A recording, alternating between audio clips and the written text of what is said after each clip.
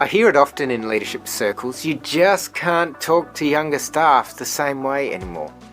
Or from the other side, why do the older team members always need a meeting for something that could have been a message?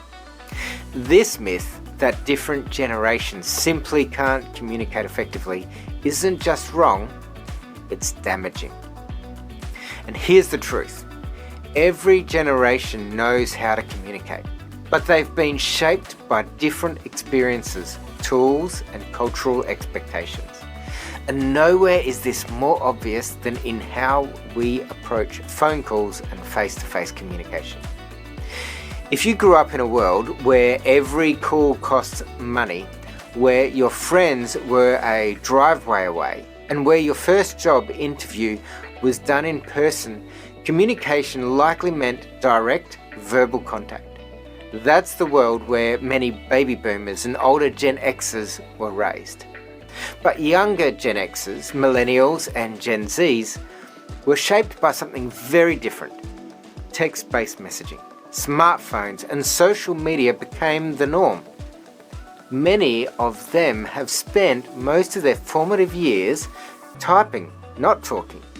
Add to this a rise in anxiety-related diagnoses and a school system that emphasised digital submission over verbal presentation, and it's no surprise that picking up the phone feels like a high-stakes interaction. But that doesn't mean these generations can't communicate. It means they communicate differently. And here's the key. Different doesn't mean deficient. If you're someone who finds verbal communication natural, you have a wonderful opportunity, not to judge or dismiss, but to support.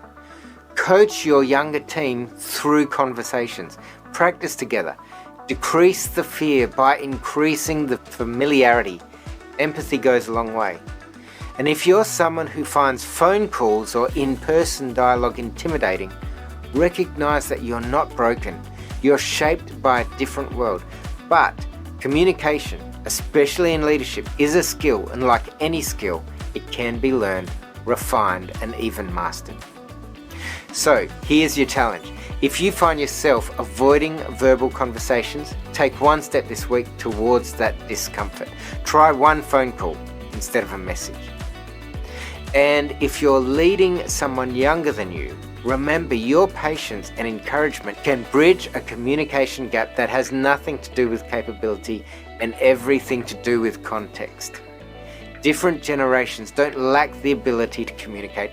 They just need leaders who are willing to listen, learn, and lead with empathy.